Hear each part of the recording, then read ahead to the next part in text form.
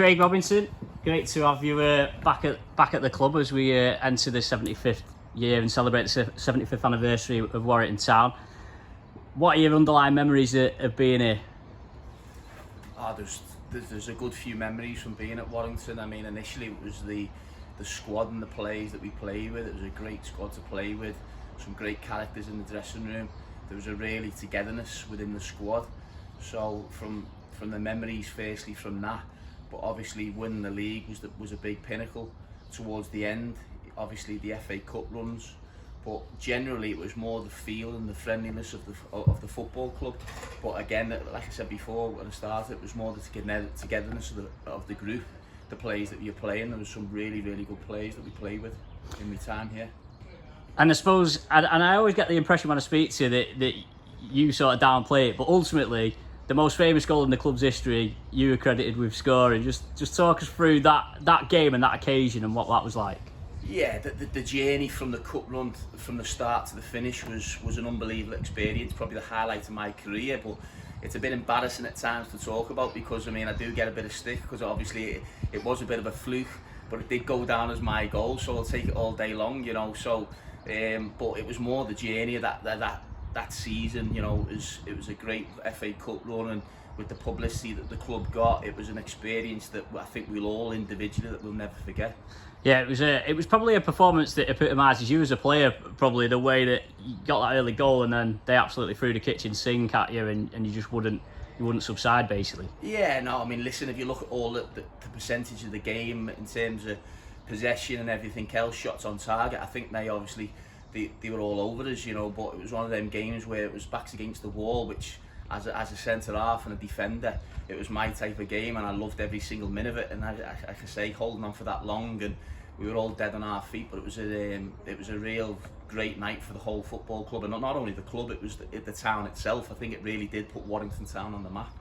Obviously, you came back after you finished playing and did a bit of coaching here as well. Was that partly because of like the feeling of the club when you were around? Yeah, definitely. I mean, like I say, it was probably one of my most enjoyable experiences at a football club. I loved every minute of it, from, you know, the people behind the scenes, and more so Toby. You know, I had a great relationship with people at the football club, and I loved my time here. And I really did felt it was a good move coming back, which I loved every minute, working under Paul at the time that I worked under Paul. It's 10 years since the FA Cup now. Does it feel like 10 years?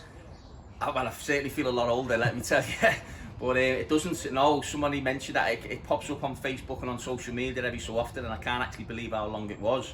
I still feel that young 30-odd-year-old, but I'm certainly getting a lot older. So when people tell me it was that long, it's not nice to hear sometimes. What are you up to yourself these days? Personally, I'm not involved in football. I've stepped away from that when I was managing at City Liverpool, I think just after COVID. So since then I've had a break from football, which has been nice. It's been, you know, with the different experiences, it leads to different things in life. So I've also followed and worked a little bit of scouting for my brother, who's involved in it full time. So it's something that I really enjoy, going around watching his games more so than with my dad. So that side, but in football terms, I just enjoy watching it for the time being. Have you still got the itch to get back at some point, you think? Or I always have elements that you think, you know, could you? But in terms of family side, I've given time to my family at this moment in time, and with business things, a few things going on, I'm busy with that. So I'll never say never, because there's all that big part of me that loves football and loves that side of my life, and that element. I'll never say never, but we'll see what happens in the future. Did you find it hard when you stopped playing? Oh, 100%, yeah, 100%, because that was what, you know, you start the week work, and then you're always looking training wise and playing wise where you're at the end of the week, and I just thrived looking forward to the games. I loved the team spirit of things, and going the camaraderie of a dressing room, which is probably when you speak to any player, you'll always miss the dressing room and that side of the friends that you create through. I mean, I got friends for life, especially from Warrington Town, the lads I still speak to now. So it's one of them that you're always, more so the playing side, physical night, you don't miss that side of things. But yeah, certainly playing side, it was something that you'll always miss. I'll put you on the spot then. Who do you think the best players were that you played with at Warrington Town? That's a tough question. Let me think. Well, obviously here today, Kieran Collini was probably one of the most prolific goal scorers in non-league. so he'll definitely be up there. But I played alongside Jay McCartan for most of my time at the football club, and I think Jay McCartan was one of them players that really should have played a lot higher than actually was, and it was a pleasure to play alongside him in my time. David Mannix in midfield, who's a good friend of mine now, I can't miss him out. He'd probably shout at me if I don't mention him, but his ability in the middle of the park was second to none, and it was really good player to play behind. And looking at where the club is now, Warrington Town, you know, even from beyond where you were part of the team that helped put Warrington Town a bit on the map, and obviously now it's in the National League, it's growing. What's it like coming back and seeing the progress of the club? It's unbelievable. Like I say, it's a credit to Toby and people behind the scenes that have carried the work on, and obviously Mark Beasley, the manager now. I still speak to him now, he's a good friend. I speak to Bees every now and then, and I do try my best to get up when as much as I can.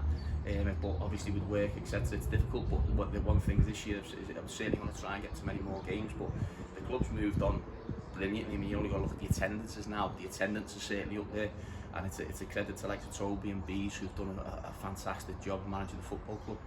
So before I let you go then, other than the FA Cup, you think there's one memory that you can, and the league title, is there any odd ones or odd memories or unusual things that happened that you can remember, that you're allowed to tell us? There's certainly some stories that I can't mention, definitely, but off the top of my head, like I say, it was just more the league and the time of a social side that we had from a team and a dressing room that we had. The social side was a really good highlight. It was a group that socialised together an awful lot, which that was the element that stuck out to me, and I think was a big part of us being successful.